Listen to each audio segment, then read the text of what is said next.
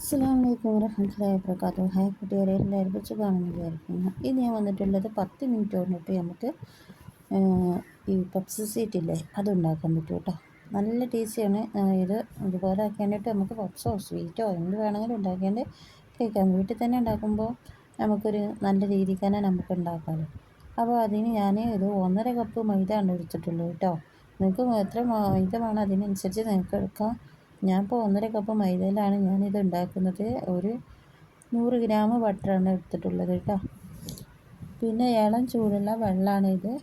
അതൊരു 200 മില്ലി എടുത്തിട്ടുണ്ട്. പക്ഷേ അതിൻ്റെ അത്രയൊന്നും വേണ്ട, അതിൻ്റെ കുറവ് മതി കേട്ടോ. അത് നിങ്ങൾക്ക് നോക്കിയിട്ട് ചില പൊടിക്ക് നല്ല വെള്ളം വേണം, ചില പൊടിക്ക് കുറച്ച് വെള്ളം മതി. അപ്പോൾ അത് നോക്കിയിട്ട് നിങ്ങൾ ചെയ്തെടുത്താൽ മതി. അപ്പോൾ ഈ പൊടിക്ക് കുറച്ച് തോനെ വെള്ളം വേണ്ടിയിരുന്നു, അതുകൊണ്ടിട്ടാണ് ഞാൻ എത്ര വെള്ളം തന്നെ ആക്കിയിട്ട് എടുത്തത് കേട്ടോ. അപ്പോൾ ഇതുപോലെ ആക്കിയിട്ട് നന്നായിട്ട് ഒന്ന് കുഴച്ചെടുക്കണം. ഇത് നമുക്ക് ഞാൻ ഇവിടെ പരത്തിനെയും തട്ടിൽ വെച്ച് കണ്ടിട്ട് നമുക്ക് ഒക്കെ ചെയ്തെടുക്കാം. ഞാനിപ്പോൾ ഇതിൽ വെച്ച് കണ്ടിട്ട് തന്നെയാണ് ഒക്കെ ചെയ്തെടുക്കുന്നത്. നിങ്ങൾക്ക് പരത്താനും ഇതാക്കാനും സൗകര്യം ഇല്ല വിചാരിച്ച് കണ്ടിട്ട് ഇത് ചെയ്തെടുക്കാം. അതൊക്കണ്ട ഒരു 5 മിനിറ്റ് ആക്കിയിട്ട് ഇത് മാറ്റി ഇങ്ങനെ വെച്ചാൽ മതി.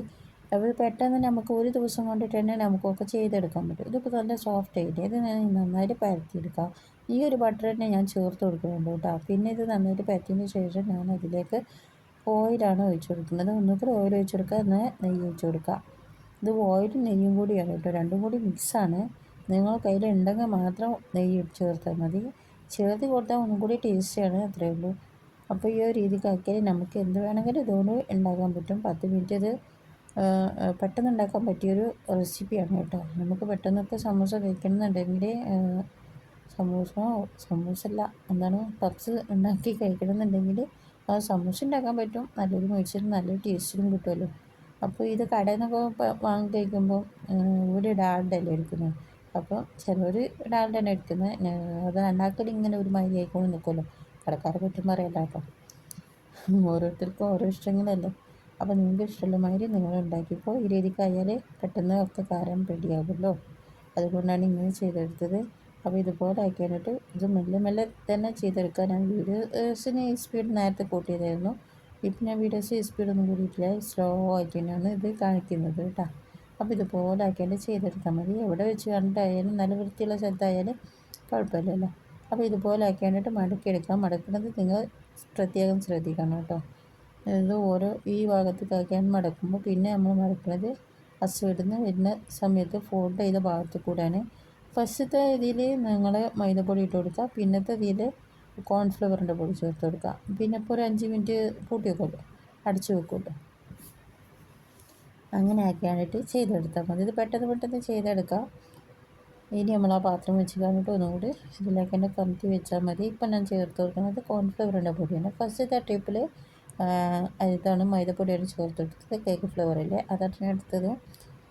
പിന്നെ സ്വന്തം മൈദ ഉണ്ടെന്നുണ്ടെങ്കിൽ മൈദ എടുക്കാം. എൻ്റെ കയ്യിൽ മൈദ ഇല്ലേനും ഇതിൽ ഒഴിച്ചതിന് ശേഷമാണ് ഞാൻ നോക്കുന്നത്. പിന്നെ ഞാൻ കേക്ക് ഫ്ലേവറാണ് എടുത്തിട്ടുള്ളത് കേട്ടോ. നിങ്ങൾക്ക് എങ്ങനെയാണോ ഇഷ്ടം ആ രീതിക്കാക്കിയിട്ട് എടുക്കാം. നല്ലൊരു മൊരിച്ചിലും നല്ലൊരു ആയിട്ട് കിട്ടിയിട്ടുണ്ടായിരുന്നു കേട്ടോ.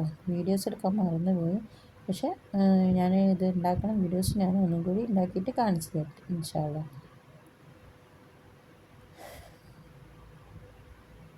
ഇനി ഇത് നീളക്കത്തിലാക്കിയാണ് പരത്തിയെടുക്കുക. ഇച്ചിരി നെയ്യ് ഓരോ ഒഴിച്ച് കണ്ടിട്ട് കണ്ടിട്ട് എടുക്കുക.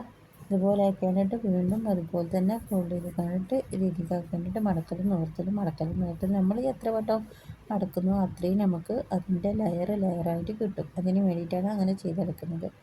ഇപ്പോഴും ചേർത്തെടുക്കുന്നത് കോൺഫ്ലവറിൻ്റെ പൊടിയാണ്. കോൺഫ്ലവറിൻ്റെ പൊടി ചേർത്ത് കൊടുക്കുമ്പോൾ നമുക്ക് നല്ലൊരു സോഫ്റ്റ്നെസ് കിട്ടും. എന്ന് വെച്ചാൽ ഒരു പരത്താനും ഇതാക്കാനും ഒക്കെ ഒരു നല്ലൊരു ഇത് കിട്ടും, ഒരു മിനുസം കിട്ടും.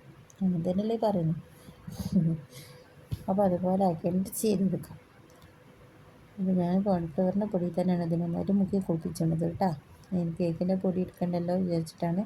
കേക്ക് ഫ്ലേവറിൽ തന്നെ എല്ലാവരും ബേക്കിംഗ് പൊടിയും ഇതൊക്കെ ഉള്ള എല്ലാവരും ഇട്ടാണ് കേട്ടോ.